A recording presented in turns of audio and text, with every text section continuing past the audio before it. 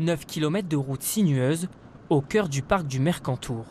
Des paysages à couper le souffle et des vestiges militaires. Alors là, on est sur le secteur de Cabane Vieille, donc il y a un secteur de casernement, démarrage de construction en 1878, où étaient tous les militaires.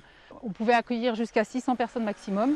Sur ce chantier, l'objectif est de cristalliser ces ruines pour les conserver encore plusieurs dizaines d'années.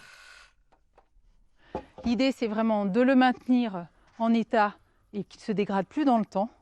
Donc on a des interventions au niveau des murs, au niveau des allèges des fenêtres, et on va mettre ensuite des grilles tout autour des ouvertures, de façon à ce que les gens ne rentrent pas à l'intérieur, et de façon aussi à redonner un volume et une lisibilité à l'ensemble.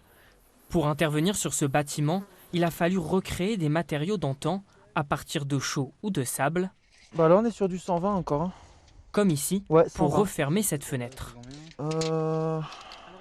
On reprend les allèges, c'est-à-dire que c'était très dégradé et il faut qu'on les reconstitue à peu près comme elles étaient, sans trop impacter non plus, sans changer trop la structure du bâtiment.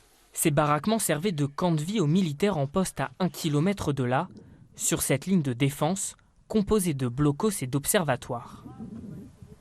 Et donc l'idée là, c'est d'observer pour pouvoir guider le tir qui devait être fait juste là, depuis une cloche qui était, elle, pas soumise à l'abri des tirs, mais en tirant en cloche, on pouvait justement bloquer l'accès à la France pour les Italiens.